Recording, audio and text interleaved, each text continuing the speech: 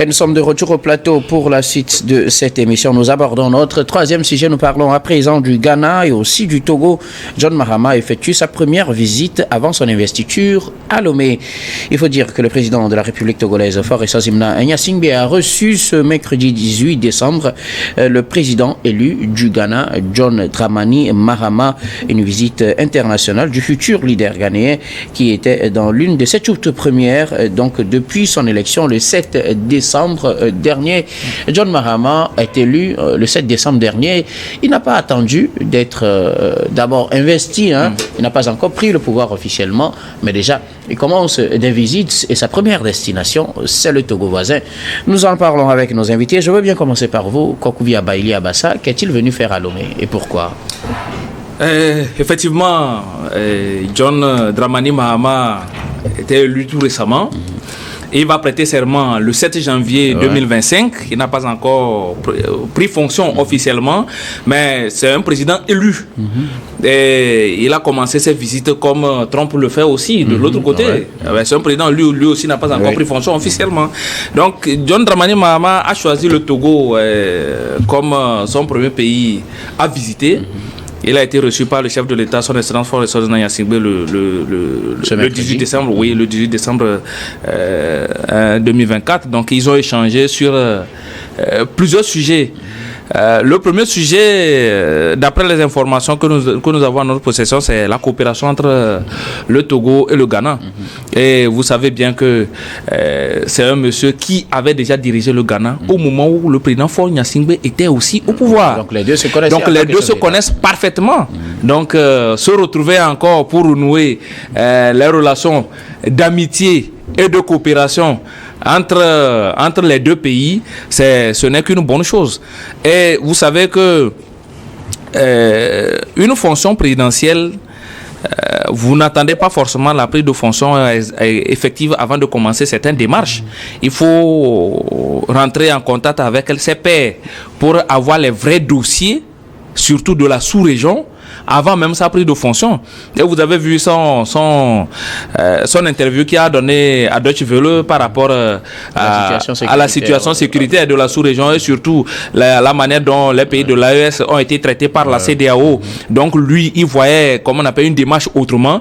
Et en analysant les faits, le président Faure Gnassingbé est dans la même logique que monsieur Mahama. Donc, les deux se retrouvaient pour parler de ces sujets avant sa prise de fonction. Ce n'est que dans l'ordre normal des choses. Donc, il est venu pour discuter de ces sujets de coopération entre les deux pays, mais aussi de la sous-région. Et vous avez vu que aussitôt quitté le Togo, il a pris la route du Nigeria pour aller voir le président en exercice de la CEDEAO pour essayer de Bola Tinubu, pour essayer de comprendre encore plus la situation au niveau de la sous-région. Donc, premièrement, moi je me dis que le premier dossier qui le motive, c'est le dossier de la sous-région. En venant au Togo, la CEDEAO-AES. Et ce qui pouvait l'arranger encore mieux dans ce déplacement, c'est de prendre un peu du pouls les relations diplomatiques entre le Ghana et le Togo, mais aussi les relations économiques et aussi de la sécurité entre nos pays. Bon, nous partageons la même frontière et vous voyez que notre capitale même est au niveau de la frontière du Ghana.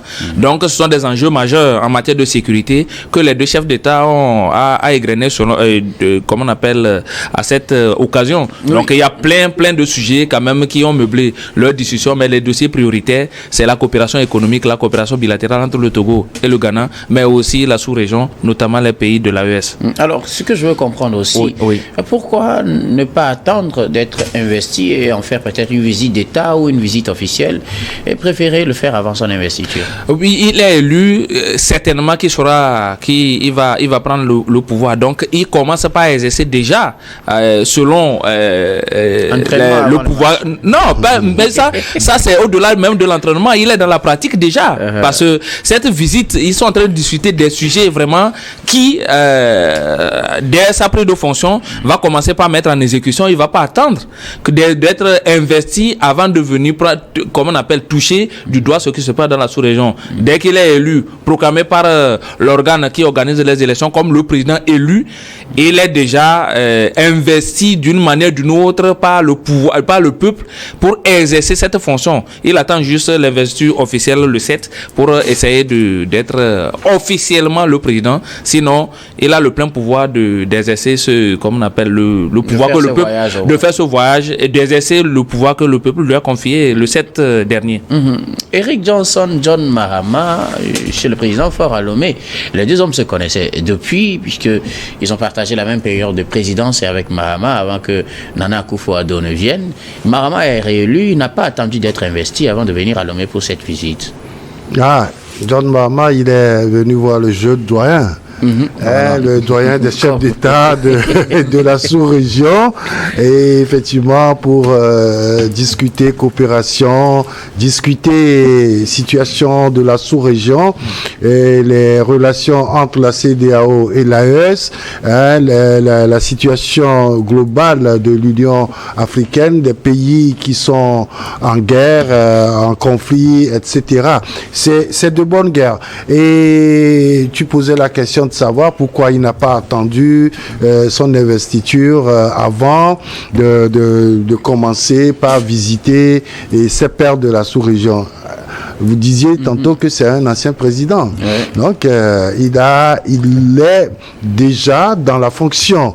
Et je crois que aujourd'hui, John Akufo-Addo, il est en train de gérer les affaires courantes. Donc, les grandes décisions, les décisions qui incombent l'État ghanéens sont prises aujourd'hui par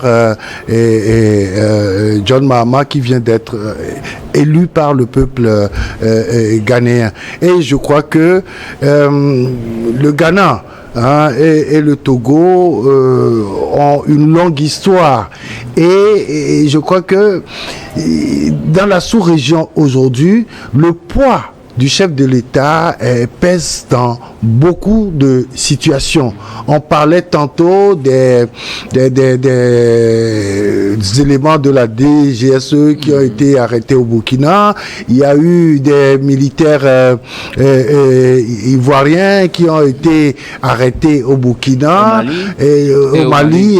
Et donc tout ça, c'est des dossiers que le chef de l'État a eu à gérer. Il est également médiateur entre la CEDEAO et l'AES. Et donc, je crois que dans un premier temps, il faut voir comment apaiser la sous-région pour pouvoir relancer le Ghana, surtout sur le plan international.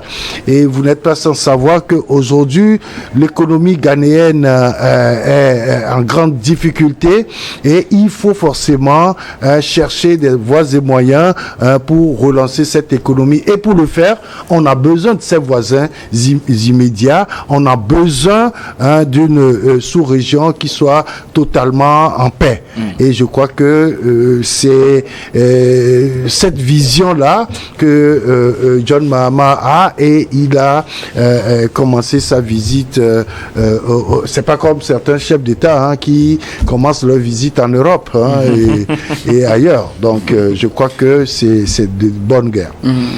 Donatien Aweso, le président élu du Ghana, John Mahama, a effectué sa première visite avant son investiture, et c'était à Lomé. Il est venu voir le président togolais Faure Essozimnanya Singbe. Il n'y a rien d'extraordinaire dans ça. Et c'est comme quelqu'un qui a déjà habité un quartier et qui est de retour, et il est passé pour voir si d'autres locataires sont toujours là. Ils sont venus voir, tu es toujours là dans la maison, je suis revenu. Peut-être c'est pour dire la manière dont il a fait, la manière avec laquelle il est revenu. Et s'il a vraiment payé son loyer entièrement, ou il a payé à crédit, ou il a menacé le maisonnier avant de venir s'installer. Comprenez un peu le dessin. Donc, si le président John Mahama est allé, le président élu, voilà, pas encore investi, est allé au Ghana, c'est de bonne guerre. Au Togo, et voilà, est revenu au Togo, c'est de bonne guerre, parce que le Togo et le Ghana, nous avons une très longue histoire. Si on veut refaire encore l'histoire, une partie du Togo serait encore dans le Ghana. N'oubliez pas cette histoire, le Togoland et tout. Donc, nous avons du Ghana serait encore dans le Togo plutôt. Vu que nous vivions en harmonie avant, il y avait rien du tout avant la conférence de Berlin où le blanc a pris sa fourchette ou bien son couteau et a divisé l'Afrique et nous a mis des limites. Donc, les peuples, des gens vivent au Togo et travaillent au Ghana, ou des gens vivent au Ghana et travaillent au Togo, ainsi que des élèves. Donc, c'est, je veux dire, une visite de courtoisie, de bon voisinage. Hein, et il veut se rassurer de l'amour et de l'amitié de ceux qui sont encore là, ou bien ceux qui sont là avant qu'ils ne siègent véritablement, parce que, quoi qu'il en soit, le Togo aura toujours affaire avec le Ghana. Et le Ghana aura toujours affaire avec le Togo. Pour moi, je me demande si il est venu dire véritablement comment son élection a été, comment le processus a été chez lui. Est-ce qu'il est venu partager ça avec nous ou bien, je ne sais pas. Ça, c'est juste des supputations je me fais, et comprenez, et lisez à travers les lignes de ce que je suis en train de dire.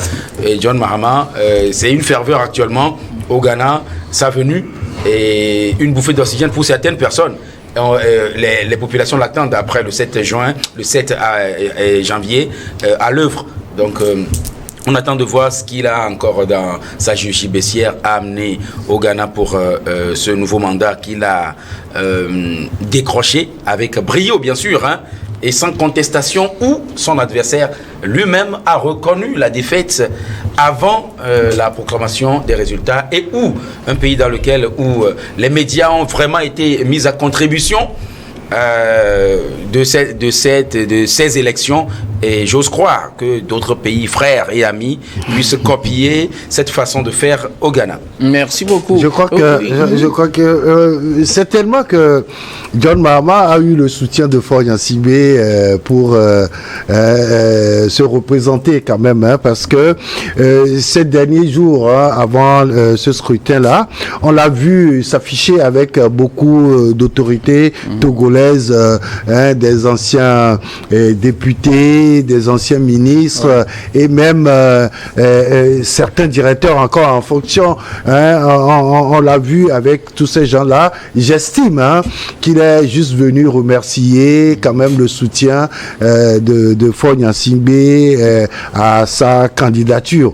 Et quelque part aussi, hein, il ne faut pas oublier que John Mahama a été ce chef d'État qui a beaucoup apaisé les relations entre le Togo et le Ghana. Hein, des relations qui étaient un peu tendues, hein, quand nous nous rappelons des années 90 où on parlait des terroristes qui quittaient le Ghana pour arriver au Togo, et que tout ce qui n'allait pas au Togo était fomenté au Ghana et tout ça. Mais pendant sa gestion du pays, et il n'y a jamais eu de couac, et je crois que c'est juste la suite logique de tout cela. Et pour finir, peut-être il est venu inviter Faure Gnassingbé à son investiture le 7 janvier prochain. Il faut reconnaître que M. Mahama a plusieurs amis autour du président Faure Gnassingbé. Vous prenez des gens comme